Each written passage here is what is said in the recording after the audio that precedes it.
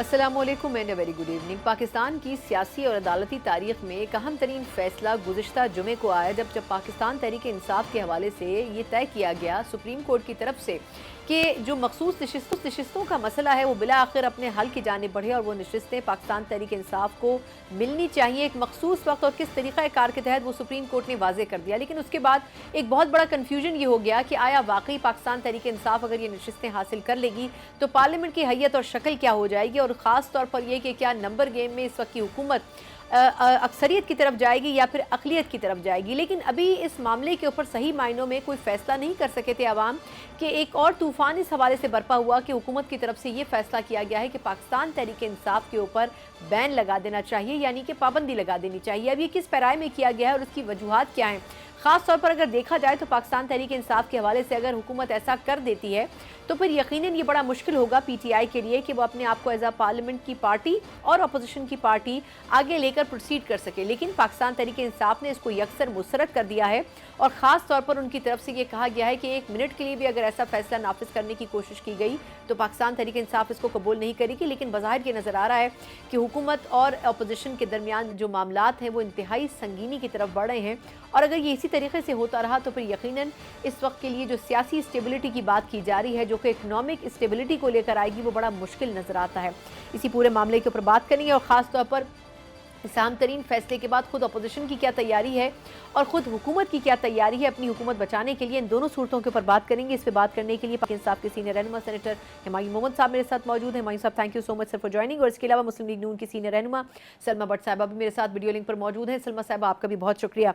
मैं हुमायूं साहब से आगाज़ आपसे करूँगी। ये फरमाइएगा कि इतना इंपॉर्टेंट डिसीजन था और बज़ाहिर तो सुप्रीम कोर्ट और जो बेंच था ख़ास तौर पर इंक्लूडिंग चीफ जस्टिस साहब उनके ऊपर रिजर्वेशन थी पीटीआई की, लेकिन उसके बावजूद 8-5 की अक्सरियत से फैसला आना, अब आपको लगता है कि मामला सीधा होने से पहले ही हुकूमत ने इसमें मजीद मसाइल पैदा कर दिए ये कहकर के हम पार्टी के ऊपर ही बैन लगाने जा रहे हैं?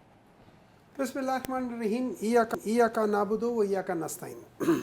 देखिए, सबसे पहले तो आपको एक चीज़ समझनी होगी, वो जो फैसला था ना वो 8-5 का नहीं था, वो 9-2 का था। ठीक है, उसमें इवन हर एक ने एक्सेप्ट किया, चीफ जस्टिस साहब ने एक्सेप्ट किया कि Pakistan Tehreek Insaf is an entity. Election commission ने जो इंटरप्रिटेशन की है वो गलत की है। अब ये याद रखें, एज एन एंटिटी मींस के पाकिस्तान तहरीक इंसाफ के कैंडिडेट्स जो है ना वो इंडिपेंडेंट नहीं थे, तो ये चीज़ हुई है। अब जब वो आप सेट असाइड कर देते हैं उस सारे डिसीजन को बेस्ड ऑन इलेक्शन कमीशन की ना अहली कह लें या ना लायकी कह लें, या उन्होंने जानबूझकर ये गलत काम किया है किसी को खुश कराने के लिए या चोरों के साथ मिलके उनको मैंडेट देने के लिए, जब वो सेट असाइड हो जाता है आप उससे पहले सिचुएशन में चले जाते हैं। दैट मीन्स कि जब पाकिस्तान तहरीक इंसाफ के ही कैंडिडेट्स थे, अब उनमें से 39 ने वो लोग हैं जिन्होंने अपना लिखा हुआ है कि हम, उनके फॉर्म्स में लिखा हुआ है कि हम पाकिस्तान तहरीक इंसाफ के कैंडिडेट्स हैं। बाकियों का नहीं लिखा हुआ था, उनके बारे में कह दिया गया था कि ये अपनी आइडेंटिटी बता दे। चूंकि ये सेट असाइड जो था ना ये उस डिसीजन से पहले का था, तो उस जगह पे वापस जाएंगे कि जो जब कैंडिडेट अपना फाइल कर रहा होता है नॉमिनेशन पेपर वगैरह, तो उस टाइम पे चली गई ये बात। उन्होंने कहा कि आप अपना बता दो कि आप किसके कैंडिडेट हो। वो सारे हो गए, मेरे ख्याल में 42-43 में से वो भी तकरीबन सारे हो गए, 5-6 रह गए, वो भी हो जाएंगे। तो ये वहां पहुंच गए, इनके औसान खता हो रहे हैं। They are losing badly and not only they are losing in the government, they are losing their sense as well. Sir, इस पे नून लीग का मौक़िफ़ आना ज़रूरी है। सलमा साहबा, ये बताएगा कि अब ये डिबेट तो चले काफ़ी दिन पुरानी हो गई है कि मखसूस नशिस्तें कहाँ जाएंगी, किस तरह होंगी तकसीम, पार्लियामेंट की सिचुएशन क्या होगी, ये भी वाज़ेह नहीं है। लेकिन ये जो भी आज की रिसेंट प्रेस टॉक थी अता तारड़ साहब की, जिसमें उन्होंने कहा है कि पीटीआई के ऊपर हम पाबंदी लगाने जा रहे हैं, आर्टिकल 6 का मुतालबा उन्होंने किया है कि आरिफ अलवी साहब, खान साहब और इसके अलावा कासिम सूरी साहब के ऊपर आर्टिकल 6 लगना चाहिए। आपके ख्याल में इसकी वजूहात क्या हैं, किन ग्राउंड्स के ऊपर ये डिमांड की जा रही है? और दूसरा ये कि पार्लियामेंट में आपको लगता है कि रिजर्व सीट्स अगर पीटीआई को मिल भी जाएं तो क्या इससे क्या हुकूमत की स्ट्रेंथ पर कोई फ़र्क पड़ता है? बिस्मिल्लाहिर्रहमानिर्रहीम, बहुत शुक्रिया आपका सना। पहली बात तो ये कि रिजर्व सीट्स मिलने से हमारी गवर्नमेंट को कोई फ़र्क नहीं पड़ता। हम पंजाब असेंबली में तो लेजिस्लेशन भी कर सकते हैं और ऊपर हमारी कोलिशन गवर्नमेंट, जारी बात है वो मजबूत है अगर इनको सीटें मिल जाती हैं उसके बावजूद भी, ऐसी बात नहीं है। बात ये नहीं है, पहली बात ये है कि ये अदालत का फैसला जो है ये बाइस्ड है और ये आईनी फैसला नहीं है, सियासी फैसला है, ये सबको पता है। और एक पीटीआई तो इस फैसले में मखसूस नशिस्तों के लिए पिटिशनर थी ही नहीं, ये भी सबको पता है। एक पार्टी पिटिशनर ही नहीं है और सुन्नी इत्तेहाद पिटिशनर है, और इन्हीं के लोगों ने हलफनामे के ऊपर लिखा हुआ है, एफिडेविट दिया हुआ है, सुन्नी इत्तेहाद को जमा कराया हुआ है। और आपने कभी ऐसे कमाल फैसला देखा है कि वो कह रहे हैं कि जैसे जबकि इलेक्शन कमीशन कहता है कि विद इन 3 डेज आपने अपना एफिडेविट देना होता, और इन्होंने कहा है कि घर बैठी पीपल्स पार्टी पीटीआई को कि ये नशिस्तें आपकी हैं, आपने मांगी हैं या नहीं मांगी, लेकिन ये आपकी हैं, क्योंकि आप ही हैं जिन्होंने इलेक्शन लड़ा, आप ही हैं जो इस मुल्क में एक सियासी जमात है, आप ही हैं जिनके हकूक हैं, आप ही हैं जिनके ऊपर जिनके लिए आइन तोड़ा भी जा सकता है और नया आइन लिखा भी जा सकता है, आप ही हैं। जब जब आप आएंगे फैसला आपके हक में होगा। आपने देखा नहीं जब काइफर में इन्होंने फैसला इसी अदालत ने दिया, इन्हीं जजेस ने, जब इन्होंने कहा कि कमजोर था टेक्निकल ग्राउंड्स पे केस साइफर का, लिहाजा बरी कर दिया गया इमरान खान को। आज टेक्निकल ग्राउंड्स पे जो मखसूस नशिस्तों का फैसला था, इंतहाई कमजोर फैसला था, और वो उन्होंने कहा कि अदालतों ने कवर कर दी वो कमजोरियां और वो टेक्निकल लूप होल्स जो थे, और इनकी झोली में सलमा साहब, कथा कलामी की माजरत, एक छोटा सवाल मैं बीच में आपके करना चाहूंगी गुफ्तगू में। ये बताएं कि ये जो अब आर्टिकल 6 लगाने की बात की है स्पेसिफिकली, ये क्यों कर रही है हुकूमत? और दूसरा मैं एक छोटा सा सवाल इसमें इजाफा करूंगी। दूसरा ये कि आपके ख्याल में जमात के ऊपर पाबंदी की वजह क्या है, क्योंकि पीटीआई तो इसको यकसर मुस्तरद कर रही है। मुख्तसर मुझे जवाब दे दीजिएगा। जी, आर्टिकल 6, जहां तक आरिफ अलवी साहब और कासिम सूरी साहब की, आपको कासिम सूरी की रूलिंग याद होगी जो 3 अप्रैल को उन्होंने 2022 में दी थी, जबकि अदम एतमाद आ गया और उसके बाद उन्होंने आइन तोड़ा, आइन शिकनी की। उसके बाद उन्होंने असम्बलियां तोड़ने के लिए जो असम्बली भेज दी सदर को, सदर ने फटाफट दस्तखत किए, और वो आइन शिकनी थी। भाई इस मुल्क में पीटीआई ने आइन तोड़ा, लिहाजा उस पर कोई कुछ नहीं हो सकता, अदालत में केस नहीं किया जा सकता, क्योंकि पीटीआई की उसके पीछे, इसलिए आइन शिकनी कर दी है तो पीटीआई इसलिए खामोश हो जाओ। गद्दार और चोर और दूसरों को आर्टिकल 6 के रोज अपनी प्रेस कॉन्फ्रेंस में लगाते हैं। इनके रऊफ हसन साहब परसों बैठे भी पता नहीं किस किस को आर्टिकल 6 लगा रहे थे, पूरे इलेक्शन कमीशन को आर्टिकल 6 लगा रहे थे। ये सारा कुछ करके भी, सबूतों के साथ भी कुछ कर जाए तो इनकी आइन शिकनी को आइन शिकनी ना कहा जाए, इनके ऊपर केसेस ना किए जाए। दूसरी बात आपने की कि हम जो है वो पार्टी की जो बात करें, एक बैन करने की पार्टी, एक जो सियासी जमात है, हमें ये जानना है, और इलेक्शन कमीशन में के एक्ट में के अंदर भी ये गुंजाइश मौजूद है 2212 में, कि जो पॉलिटिकल पार्टीज हैं उनकी फंडिंग कहाँ से आती है, इनका जो फॉरेन फंडिंग केस है, क्यों नहीं हम उसका फैसला करते, क्यों नहीं इसको सामने, वो एक ओपन एंड शट केस है, उसको बुनियाद बना के पता चले इनकी फंडिंग कहाँ से नहीं आई। इन्होंने जो 15 अकाउंट छुपाए वो कहाँ से छुपाए, जो ममनुआ फंडिंग पीटीआई लेती रही है, जिसकी वजह से इस मुल्क में इंतशार फैलता रहा है, जिसकी वजह से 2014 का धरना लगा यहाँ पे, जिसकी वजह से 9 मई हुई यहाँ पे, जिसकी वजह से 25 मई हुई यहाँ पे, जिसकी वजह से साइफर की साजिश हुई यहाँ पे, ये तो चीजें ऑन रिकॉर्ड मौजूद है। सलमा साहब, बात पे फैसले हमले हुए, इस एक पॉलिटिकल पार्टी, आपने आपको पॉलिटिकल पार्टी का नाम देके पीछे उनकी हरकतें देखें जो वो कर रहे हैं। मैं सलमा साहब वापस आपकी तरफ आती हूँ। बिल्कुल ठीक सर, आपका पॉइंट।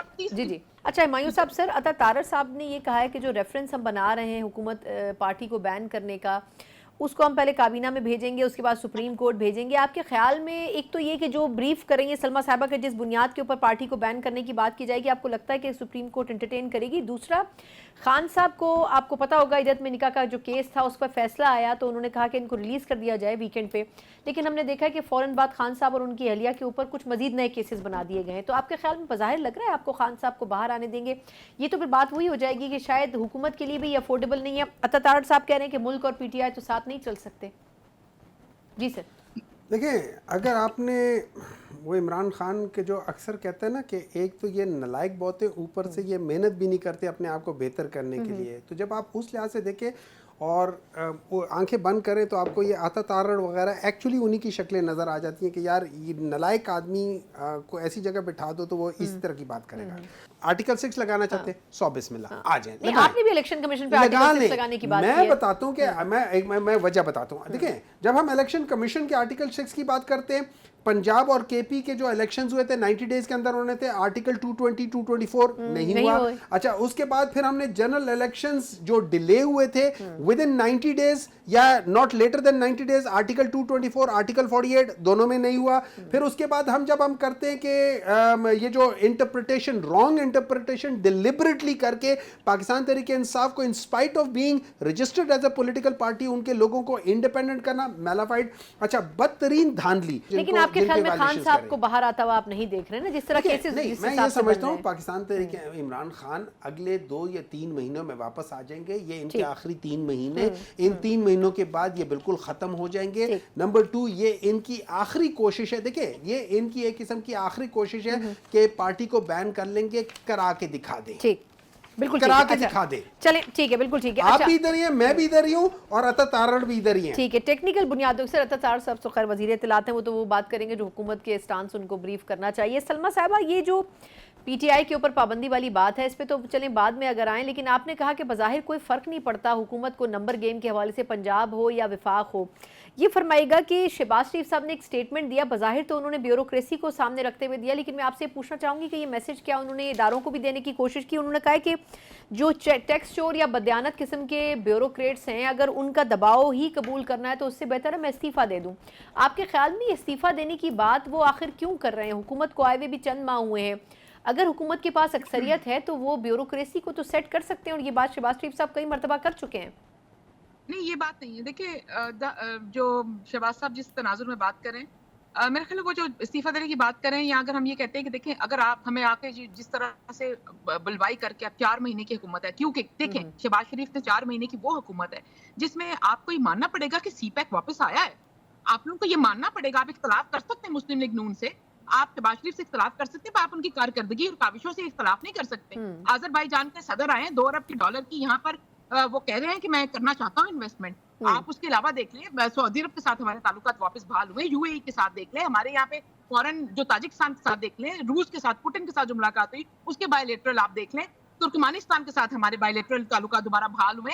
हम यहाँ पे इन्वेस्टमेंट्स लेकर आ रहे हैं, हम यहाँ पे मईशत को बहाल करना चाह रहे हैं। आप पिछले 1 साल के मैक्रो इकोनॉमिक इंडिकेटर्स उठाकर देख लें, हमारा जो यहाँ पे डॉलर जो है जब मुस्तहकम है पिछले कोई 1-1.5 साल से, नहीं रुपए की कदर में कमी नहीं आई। स्टॉक मार्केट जो हम 78,000 पे ले गए थे, अदालत के ये सुप्रीम कोर्ट के एक फैसले की वजह से मखसूस नशिस्तों वाले पे एक दिन में उस पे 1200 पॉइंट इंडेक्स नीचे गया है, फर्क पड़ा है।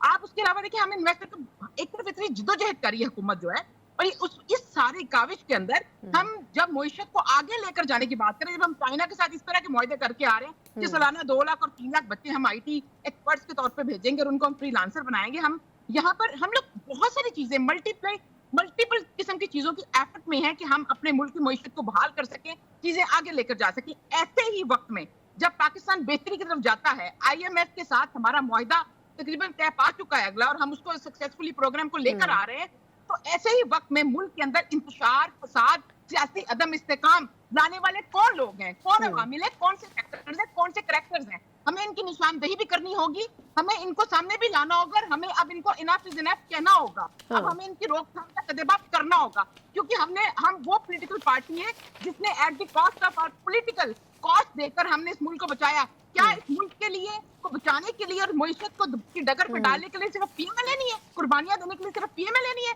और जब मुल्क बेहतर सूरत हाल में आने लगता है, इंतशारी टोले उठते हैं, फसादी टोले उठते हैं, और वो कोई नया पॉलिटिकल स्टंट लेकर आ जाते हैं, चाहे वो किसी जेल के अंदर से कोई बयानात आ जाए, चाहे अदालत के अंदर सहूलतकारी के तौर पे सामने आ जाए, चाहे बैरूनी मुल्क से करारदादें अमेरिका से मंजूर करा कर सामने ले आए, तो ये सारे अवामिल जो है बेसिकली इनको प्रॉब्लम ये है कि ये इनकी परफॉर्मेंस जीरो रही, ये नाअहल लोग हैं, नालायक लोग हैं, कारकर्दगी इनके पास बिल्कुल नहीं है। इनको ये पता है कि ये सिर्फ सियासी इंतशारी बयानियां बनाकर ही इनका सर्वाइवल है, लिहाजा ये मुल्क को अदम इस्तेकाम में ही इनका सर्वाइवल है, क्योंकि अगर मुल्क स्टेबल हो गया तो they will be vanish, they know this for a fact, that is why ये इस मुल्क में ना पॉलिटिकल स्टेबिलिटी आने देते हैं, ना मुआशी स्टेबिलिटी आने देते हैं, ये उसके पीछे मुहर्रिकात हैं, व्हाई नॉट।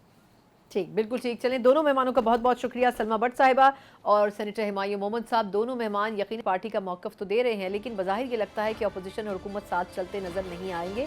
जिस तरह हुकूमत मखसूस नशिस्तों के फैसले के खिलाफ अपील करने की तैयारी कर चुकी है, और दूसरी तरफ वो ये भी कह रहे हैं कि एक रेफरेंस तैयार करके वो पाकिस्तान तहरीक इंसाफ को मुमकिन तौर पर बैन भी कर सकते हैं। यकीनन ऐसे इक़दाम हैं जिससे अपोजिशन पहले ही दीवार से लग चुकी है, कुछ मजीद लग जाएगी, लेकिन इससे यकीनन मुल्क में सियासी तौर पर अदम इस्तेकाम पैदा होगा। एक मुख्तसर वक्फा और उसके बाद कुछ दीगर खबरों पर भी बात करेंगे।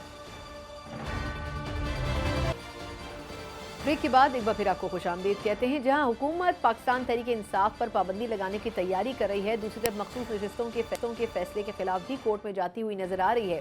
वहीं ये भी अहम होगा कि अगर पाकिस्तान तहरीक इंसाफ को वो 70 से ज़ायद रिजर्व नशिस्तें मिल जाती हैं तो क्या पार्लियामेंट में जो असल मसला है वो ये कि क्या पार्लियामेंट में पाकिस्तान तहरीक इंसाफ अक्सरियत हासिल कर लेगी, और हासिल अगर कर लेती है तो क्या हुकूमत बनाने की पोजीशन में होगी या नहीं। अब पार्टीज़ ने अपने लेवल पर ये डिसाइड तो नहीं किया है, लेकिन ये देखना अहम होगा कि इस दौरान जो माजी के किए हुए पिछले चंद माह के फैसले हैं जिनमें वो मखसूस नशिस्तों के लोग मौजूद भी नहीं थे, आया वो फैसले अपनी कहाँ खड़े नजर आते हैं, क्या उनके ऊपर भी क्वेश्चन मार्क है। ये तमाम वो कन्फ्यूजन्स हैं जो कि इस वक्त फिजा में मौजूद है, और अगर सुप्रीम कोर्ट या इस किस्म के दीगर कोर्ट्स में हुकूमत इन फैसलों के खिलाफ जाती रही तो फिर गैर ज़रूरी तौर पर इन फैसलों को तूल मिलेगा कि इन पर अमल दरामद नहीं हो सके। इस कन्फ्यूजन को ख़त्म करना बड़ा ज़रूरी होगा, लेकिन इस वक्त की जो सिचुएशन है उसमें कहाँ पर ये मामला खड़ा नजर आता है, इसके ऊपर बात करने के लिए मेरे साथ मौजूद सरवर बारी साहब, जो कि सरबराह हैं पतन डेवलपमेंट ऑर्गेनाइजेशन के, तज्जियाकार भी हैं, और ख़ास तौर पर ये जो नंबर गेम है पार्लियामेंट का, इलेक्शन के हवाले से जो मसाइल रहे हैं इसके ऊपर खासे बड़े एक्सपर्ट तस्वुर किए जाते हैं। बारी साहब सर, बहुत शुक्रिया आपके कीमती वक्त के लिए।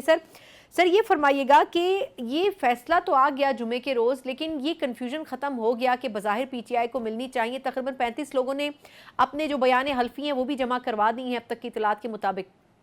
सर अगर ये सारी नशिस्तें पीटीआई को मिल जाती हैं, आपके ख्याल में अक्सरियती पार्टी फिर कौन होगी पार्लियामेंट में? देखिए, अगर तहरीक इंसाफ को वो तमाम नशिस्तें मिल जाती हैं जिनका जिक्र सुप्रीम कोर्ट के फैसले के अंदर मौजूद है कि 39 तो उन्होंने डिक्लेयर कर दिया कि वो पीटीआई के हैं, और 41 ऐसे हैं जिनको ये एफिडेविट जमा करवाना पड़ेगा टू इलेक्शन कमीशन कि उनका ताल्लुक भी तहरीक इंसाफ के साथ है। तो अगर ये कैफियत जो है जिस तरह फैसला किया गया है उसी तरह अमल दरामद हो तो फौरी तौर पर तहरीक इंसाफ जो है कौमी असम्बली में सबसे बड़ी जमात बनकर उभर जाएगी। उसको कोई रोक नहीं सकता, क्योंकि उनके पास ये 81 सीटें ये हैं और कोई 30 सीटें जो है तकरीबन वो जो रिजर्व हैं ख़वातीन के लिए और मिनॉरिटीज़ के लिए वो भी उनको मिल जाएंगी। तो एक तो ये, इसी तरह पंजाब असम्बली में भी उनकी अक्सरियत बढ़ जाएगी। ये तो है जो सुप्रीम कोर्ट का फैसला है, लेकिन चूँकि जो एफिडेविट जमा कराने हैं उसका बहुत सारा जो मामला फर्दर जो प्रोसेस है उसमें इलेक्शन कमीशन इन्वॉल्व होगा, और इलेक्शन कमीशन के बारे में हम लोग एतमाद के साथ कह सकते हैं कि इलेक्शन कमीशन की जो गैर जानबदारी है वो मशकूक हो चुकी है, और उसका जानबदाराना जो रवैया है वो हर सतह पर नज़र आता है।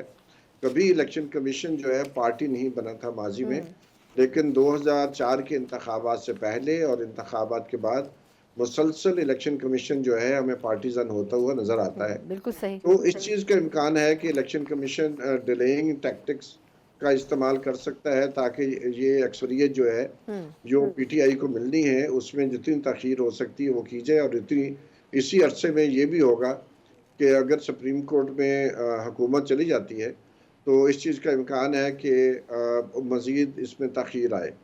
लेकिन जो एक बहुत बड़ा एक राय पाई जाती थी, और मेरा भी यही ख्याल है कि आखिर जब हुकूमत को कोई ख़तरा नहीं है, जो कोलिशन गवर्नमेंट है कि उनकी हुकूमत को ख़त्म किया जा सकता है, तो फिर आखिर ये आज़ाद नशिस्तें लेने की वजह क्या थी? तो वो नज़र आता है कि लेकिन बारी साहब, सर माजरत आपकी बात काट रही हूँ, लेकिन देखिए अगर पीपल्स पार्टी फिर भी नून के साथ खड़ी है तो मेरा ख्याल है कि ये हुकूमत तो कायम रह सकती है ना, क्योंकि बज़ाहिर पीटीआई किसी के साथ अलायंस करने के मूड में नजर नहीं आती।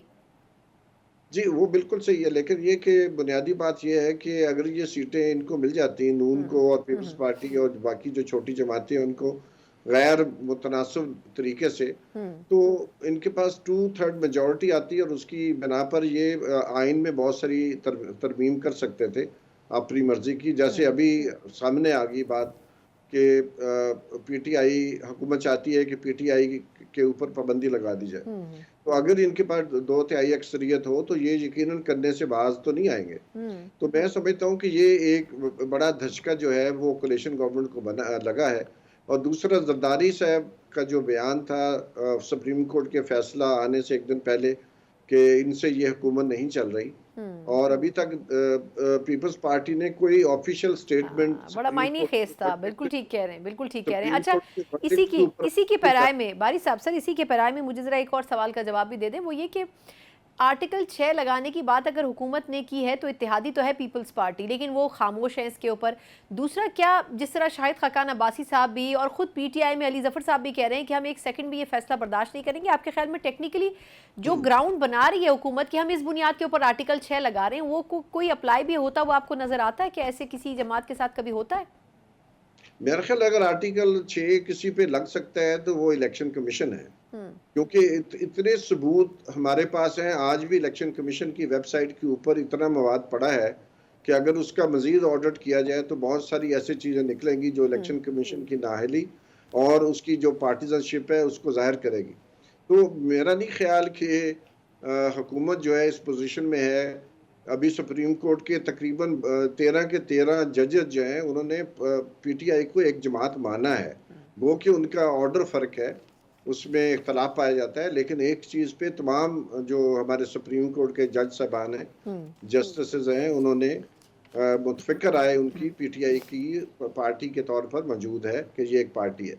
और दूसरा ये है कि पाकिस्तान की सबसे ज़्यादा बड़ी पार्टी है। अगर फॉर्म 47 के लिहाज से भी देखें तो इलेक्शन कमीशन की अपनी जो डेटा है उसके मुताबिक पीटीआई को 1 करोड़ को 90 लाख के करीब वोट पड़े हैं, और जो हमारी कैलकुलेशन है वो ये है कि 2 करोड़ से ऊपर वोट जो है वो पीटीआई का है, और उससे नीचे जाकर 1 करोड़ कुछ लाख जो है वो पीएमएलएन के हैं।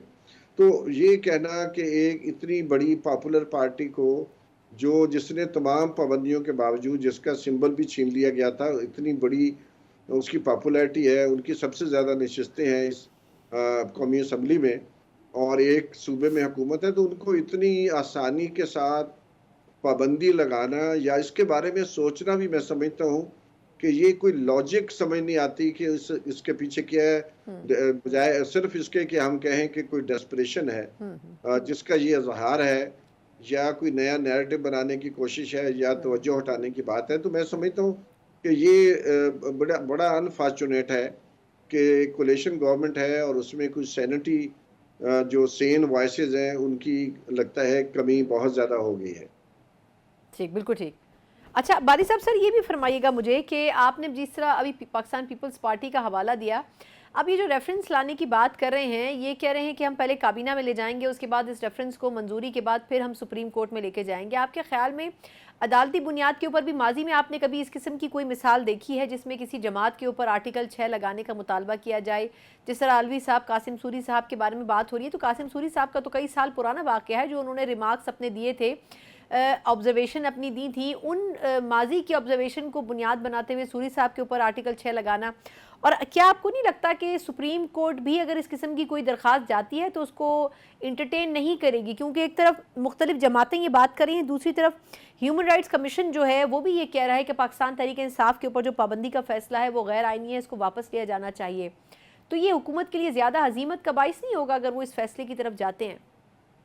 मेरा तो ख्याल है वो जाएंगी नहीं। उनका बुनियादी मकसद है जो असल मसाइल हैं पाकिस्तान की उनसे तवज्जो हटाई जाए, क्योंकि अभी बहुत बड़ा जो है आपके सामने है कि बिजली का बिलों का बहरान आने वाला है, और मज़दूर और जो फैक्ट्री के मालिकान हैं वो मुत्तफ़िक़ हैं इस चीज़ पे कि जो बिजली के बिलों के ज़रिए जो टैक्सेशन बढ़ाई जा रही है, और इसके ज़रिए जो लोगों के ऊपर एक बाकायदा बिजली का, वो कहते हैं ना बिजली गिरती है तो बेचारे मुसलमानों पर, अल्लामा इक़बाल ने कहा था, तो यहाँ पर तो बिजली गिर रही है हर एक के ऊपर और बिल भी देना पड़ रहा है।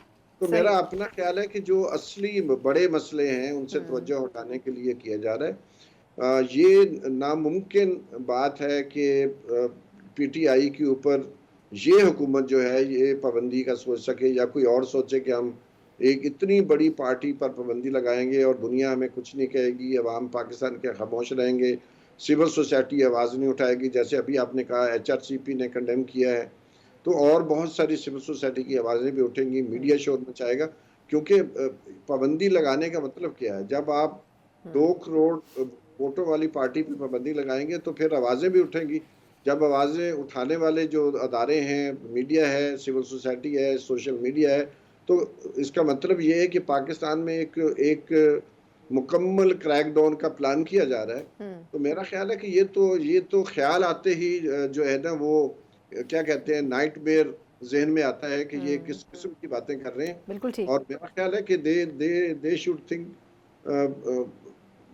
इन अ सेन वे कि ये जो एक पॉलिटिकल इशू है इसको एडमिनिस्ट्रेटिव तरीकों से नहीं हो सकता, ठीक। क्योंकि हमें याद है कि नेशनल अवामी पार्टी पर पाबंदी लगी थी, तो वो नेशनल अवामी पार्टी अवामी नेशनल पार्टी बन गई थी। तो ये पाबंदियां इस तरह लगाकर आप चल नहीं सकते। तहरीक लब्बैक पर पाबंदी लगी थी कि इलेक्शन नहीं लड़ सकती, वो इलेक्शन लड़ रही है। तो ऐसी बातें हो नहीं सकती। एक डेमोक्रेटिक कंट्री है, हमारी जो पॉलिटी है वो डेमोक्रेटिक है, हमारी लेगेसी ठीक, वही बिल्कुल ठीक, है। बिल्कुल ठीक। मुल्क जो है वो एक इलेक्शन के जरिए बना था ठीक, और इलेक्शन के जरिए इसने कायम रहा। बहुत बहुत शुक्रिया सरवर बारी साहब, सरबरा पतन डेवलपमेंट ऑर्गेनाइजेशन हमारे साथ मौजूद थे। पार्लियामेंट की शक्ल नंबर गेम के हवाले से तो तब्दील हो जाएगी अगर ये मखसूस नशिस्तें पाकिस्तान तहरीक इंसाफ के पास बिला आखिर आ जाती हैं, लेकिन उसके बावजूद भी अगर पीपल्स पार्टी और नून लीग का इत्तेहाद कायम है तो बज़ाहिर ये मुमकिन नहीं होगा कि इस हुकूमत का खात्मा मुमकिन हो सके। लेकिन उसके बावजूद भी हुकूमत तैयारी कर रही है कि PTI के ऊपर बैन लगा दिया जाए। एक मुख्तसर वक्फा और जहाँ बानी चेयरमैन तहरीक इंसाफ के कई केसेस ख़त्म होने के बाद उनकी रिहाई के इंदिया मिल रहे हैं, वहीं दूसरी तरफ हम ये देख रहे हैं कि उनके जेल से बाहर आने के आसार मजीद मादूम होते नजर आ रहे हैं, क्योंकि उनके खिलाफ कुछ नए दीगर केसेस भी बना दिए गए हैं। इसके ऊपर बात करेंगे एक ब्रेक के बाद।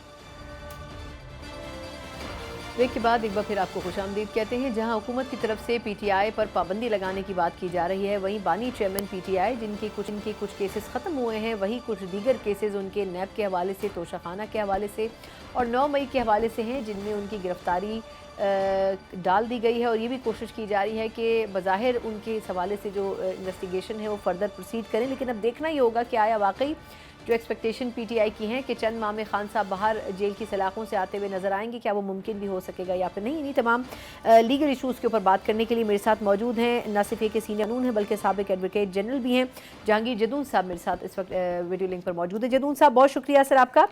सर ये फरमाएगा कि पहले से थोड़ा हमें अदालती और आइनी रहनुमाई दें कि ये जो पार्टी को बैन लगाने की बात की जा रही है, आइन और कानून क्या कहता है, जो पॉइंट्स हुकूमत बेस बना रही है कि इस पार्टी के ऊपर बैन लगना चाहिए, पाबंदी लगनी चाहिए, वो आपके ख्याल में जस्टिफाइड है?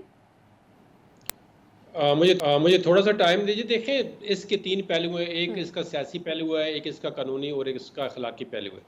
तो मेरे ख्याल में हुकूमत जो है, जो सुप्रीम कोर्ट ने उस दिन डिसीजन दिया है रिजर्व सीट पे, उसके बाद कोई बुखलाहट का शिकार है या हुकूमत जो है वो ये समझती है कि हम कोई ऐसा इकदाम करें जिससे मजीद जो है मेरे ख्याल में इनकी रसवाई होगी गवर्नमेंट की। उसकी वजह ये है कि देखें, किसी पॉलिटिकल पार्टी को बैन करने के लिए जो आर्टिकल 17(2) है और इसका प्रोसीजर जो है वो इलेक्शन एक्ट के सेक्शन 212 के अंदर दिया गया है कि आप एक पार्टी को डिसॉल्व करेंगे तो किस तरह करेंगे, वो तो उसको कोई मेरे ख्याल में सुप्रीम कोर्ट या कोई कोर्ट मानेगी नहीं। उसकी वजह ये कि पहले आपके पास मटेरियल कोई आपको भेजेगा, इलेक्शन कमीशन भेजता है या किसी और सोर्स से आपको मिलता है, तो फिर उसमें आप एक डिक्लेरेशन देंगे ऑफिशियली गजट में कि जी ये जो पॉलिटिकल पार्टी है ये सोवरेनिटी ऑफ पाकिस्तान के अगेंस्ट काम कर रही है या ये टेररिज्म में इन्वॉल्व है या कोई ऐसी एक्टिविटी जो सबवर्शन है कॉन्स्टिट्यूशन की, इस तरह की एक्टिविटी कर रही है। तो मेरे ख्याल में किसी पॉलिटिकल पार्टी का मुकाबला पॉलिटिकली जो है ग्राउंड में करना चाहिए, बजाय इसके कि किसी पॉलिटिकल पार्टी को वैसे प्रेशराइज करें कि हम आपको बैन करें।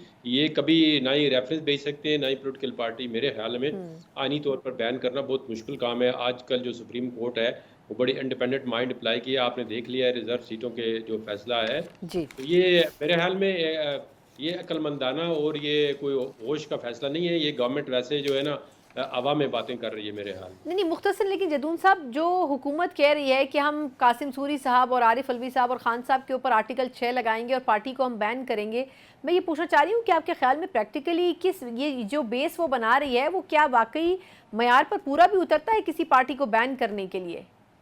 नहीं, बिल्कुल मैं कह रहा हूँ कि नहीं पूरा उतरता। पॉलिटिकल पार्टी को बैन करने के लिए आपको एक सब्सटेंशियल किस्म की एविडेंस चाहिए जिसके बेस पे आप रेफरेंस भेजेंगे सुप्रीम कोर्ट को। पहले आप डिक्लेरेशन देंगे ऑफिशियल गजट में कि हमने ये इस ऑन द बेसिस ऑफ ये जो मटेरियल है, एविडेंस है, इस पे सुप्रीम कोर्ट को रेफरेंस भेजाओ और उसको आप डिक्लेयर करेंगे ये पार्टी जो है ये कॉन्स्टिट्यूशन और पाकिस्तान की सलामियत के खिलाफ काम कर रही है। तो ऐसा कोई मेरे ख्याल में पॉसिबिलिटी नहीं है कि PTI को कोई इस तरह डिक्लेयर किया जा सके या कोई कोर्ट इसकी इजाज़त देगी। देखिए ऐसी पॉलिटिकल पार्टी फिर अगर डिसॉल्व होती है कि उसके तमाम MNA भी खत्म हो जाएंगे, तमाम MP भी खत्म हो जाएंगे। इज इट पॉसिबल पाकिस्तान के अंदर एक ही पार्टी को जो है जिसकी जो मेजॉरिटी है उसको आप इस तरह ख़त्म कर जाएं गवर्नमेंट एडमिनिस्ट्रेटिव एक्शन से? ये कभी नहीं हो सकता, ना ही इसे कोई आइन और कानून इजाज़त देता है, ना ही लोग इसको एक्सेप्ट करेंगे। ठीक। अब अगर आपने एक पॉलिटिकल पार्टी का मुकाबला आप नहीं कर सकते, तो जितनी आप सख्ती करते जा रहे हैं उसमें लोगों के अंदर उसकी पॉपुलैरिटी बढ़ रही है। जितने आप केस बना रहे हैं वो बजाय इससे कि आपको फ़ायदा है, आपको नुकसान हो रहा है। क्योंकि जितने आप ये केस बना रहे हैं जिनकी बेबुनियाद हैं, जिनकी कोई फाउंडेशन नहीं है, तो उससे ना सिर्फ आपको नुकसान हो रहा है, बल्कि आप जो उस पार्टी है पीटीआई उसको मजीद जो है दबाम और पॉपुलैरिटी दे रहे हैं। ठीक। तो उसकी तो वोट बैंक में इजाफा हो रहा है। और जो लोग देखें, आज आप स्टेटमेंट पढ़ें, खान अब्बासी की पढ़ें, बाकी जो पॉलिटिकल पार्टी बिल्कुल के लोग ठीक कह हैं रहे उनकी हैं। आप देखें स्टेटमेंट। अच्छा तो ये जदूर अपने साहब, आप नहीं को बिल्कुल ठीक है सर, इसी से मुंसलिक एक सवाल मैं करूंगी, वो ये कि अब इद्दत में निकाह केस का जो फैसला आया तो ये कहा गया कि बानी चेयरमैन और उनकी अहलिया को रिहाई दे देनी चाहिए, लेकिन फिर खबरें ये आई कि तोशा खाना के हवाले से भी एक और रेफरेंस जो है वो बना लिया गया, नैब का रेफरेंस बना लिया गया और फिर 9 मई के भी कुछ मुकदमात आगे बढ़ाए गए। तो आपके ख्याल में बज़ाहिर क्या लग रहा है आपको कि ये जो नए रेफरेंस बनाए गए हैं तोशा खाना के हवाले से, उसमें किस हद तक वजन है? क्योंकि पीटीआई का ये दावा है कि एक ही चीज़ के ऊपर मल्टीपल टाइम्स केसेस नहीं बनाए जा सकते हैं। ये देखें ना, जितने ज़्यादा केस बना रहे हैं इनकी जो बुनियाद है वो खोखली होती चली जा रही है। एक तासर ये मिल रहा है कि ये एक जो बानी पीटीआई इमरान खान है उसको किसी भी सूरत बाहर नहीं आने दे रहे। तो उससे ये तासर मिल रहा है कि ये जितने भी केस अब बना रहे हैं, अगर कुछ जेन्युइन भी केस था तो वो भी इसकी लपेट में आ गया है कि वो जेन्युइन केस को भी लोग अब ये समझ रहे हैं कि ये बोगस केस है।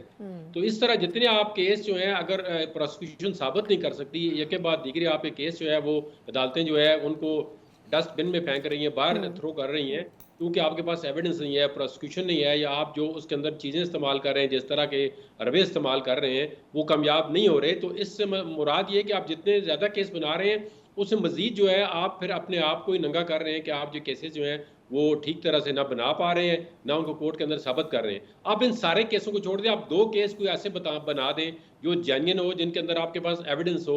अब आप जितने साइफर का केस थे उससे क्या असर बना? इधर का केस तो बिल्कुल फजूल था, उस पर बात करने में मेरे ख्याल में बिलो द बेल्ट है कि आप एक फैमिली के अंदर एक बेडरूम का केस बनाते हैं और वो अभी किस तरह से बना है सारी दुनिया को पता है। पहले वो शख्स बोलता ही नहीं है, फिर 1.5 साल के बाद 2 साल के बाद एक शख्स आके कंप्लेंट फाइल करता है, फिर वो विथड्रॉ करता है, तो वो किसकी डायरेक्शन पे केस फाइल होते हैं। तो ये सारी चीज़ें जो है पॉलिटिकल पार्टी को बजाय नुकसान देने के उनको फ़ायदा पहुंचा रही हैं। उनकी पॉपुलैरिटी जो है वो इंक्रीज़ हो रही है, उनके वोट बैंक है वो बढ़ रहा है, और ये पॉलिटिकल एरिना में उनका मुकाबला करना दिन ब दिन मुश्किल होता जा रहा है। ठीक। अच्छा सर, ये फरमाइएगा कि आपके ख्याल में जिस तरीके से अभी जो नेब के रेफरेंसेस नए फाइल हुए हैं तोशा खाना के, और फिर इसके बाद जो 9 मई के ख़ास तौर पर केसेस हैं, आपके ख्याल में इसमें एक मसला ये भी दरपेश है कि आया इसके हवाले से जो कानूनी तौर पर अलग अदालतें हैं, मिलिट्री कोर्ट्स हैं, उसमें ट्रायल की भी बात की जा रही है, लेकिन ये भी फैसला अभी तक नहीं हुआ, ये भी अभी हवा में लटका हुआ है। आपके ख्याल में क्या ऐसा हो सकता है कि ये हुकूमत 9 मई के हवाले से कुछ केसेस को मिलिट्री कोर्ट्स की तरफ ले जाए? देखिए, ये वाला मैटर तो ऑलरेडी सुप्रीम कोर्ट के अंदर पेंडिंग है और सब जुडिस है कि मिलिट्री ट्रायल। अब देखें ना, ये 9 मई का जो वाक़या है उसको हुए 1 साल से ज़्यादा हो गए हैं, अभी जुलाई भी तकरीबन ख़त्म होने के करीब है। तो अभी 14 महीने के अंदर आप केस कोई सज़ा नहीं दे सके, कोई साबित नहीं कर सकते। तो अभी जो केस अभी आप बना रहे हैं, इससे तो फिर आपकी मेलाफाइडी लग रही है कि आप जब 9 मई हुआ है तो उस वक्त जो लोग इस पे मुलव्वस थे, आप फ़ौरन उन पे केस बनाते, ट्रायल करते, सज़ा देते, अब तक वो सज़ा ख़त्म हो जाती। किसी को 3 साल होती है, जिसने भी वायलेंस की है अगेंस्ट द मिलिट्री इंस्टॉलेशन, उसकी वीडियो के अंदर बाकायदा चीज़ पे एविडेंस मौजूद होती, तो आप उस केस को साबित करते, आपके पास शवाहिद थे, ठीक है तोड़ फोड़ हुई है, इस पर कोई इनकारी नहीं है कि जिन लोगों ने किया गलत काम किया है, पूरे क्रॉस द बोर्ड हर बंदे ने उसको कंडेम किया है कि ये नहीं होना चाहिए। अब उसको आप अगर किसी और मकसद के लिए इस्तेमाल करेंगे तो फिर वो अपनी जो यूटिलिटी है या उसकी जो वैल्यू है, वो क्वालिटी है, वो ख़त्म होती जाएगी। फिर तो आप कहेंगे जी आप 9 मई को पॉलिटिकल विक्टिमाइजेशन के लिए, विच हंटिंग के लिए इस्तेमाल कर रहे हैं। इसमें तो कोई दो राय नहीं है, किसी मीडिया के अंदर किसी पॉलिटिकल पार्टी ने सपोर्ट नहीं किया कि 9 मई के अंदर जो वाक़या है वो दोबारा होना चाहिए। इवन पीटीआई वालों ने खुद भी कंडेम किया है। लेकिन अगर उसको आप पॉलिटिकल टूल के तौर पर इस्तेमाल करेंगे तो फिर वो केस और कमज़ोर होता जाएगा। फिर जो असल मकसद है 9 मई का, वो भी आप आज से जो है वो खो बैठेंगे। तो इसलिए फिर जो है पॉलिटिकल जो प्रोसेस है वो और जो है पोल्यूट हो जाएगा और आपकी जो पॉपुलैरिटी है वो कम होती जाएगी और पीटीआई की पॉपुलैरिटी और वोट सपोर्ट जो है उनका बढ़ता चला जाएगा। बिल्कुल ठीक, बहुत बहुत शुक्रिया। हमारे साथ जहांगीर जदून साहब मौजूद थे, साबिक एडवोकेट जनरल, माहिर कानून भी हैं। यकीनन पाकिस्तान तहरीक इंसाफ के केसेस में पेशरफ्त तो हुई है, ख़ासतौर पर बानी चेयरमैन पीटीआई के गुज़श्ता हफ्ते कई अहम केसेस का खात्मा भी हुआ, लेकिन रिहाई मिलने से पहले ही नेब की तरफ से प्रोएक्टिवली कुछ मज़ीद नए केसेस उनके हवाले से बना दिए गए, जिसमें तोशाखाना के कुछ नए रेफरेंसेस भी शामिल हैं, जिसमें नैब की तरफ से पेशरफ भी की जा रही है। अब देखना ये होगा कि आया वाकई खान साहब के लिए जेल में रहना और इन केसेस को फेस करना किस हद तक मुश्किल साबित हो सकता है। इसी नोट के साथ प्रोग्राम से मुझे इजाज़त दीजिए। अल्लाह हाफ़िज़।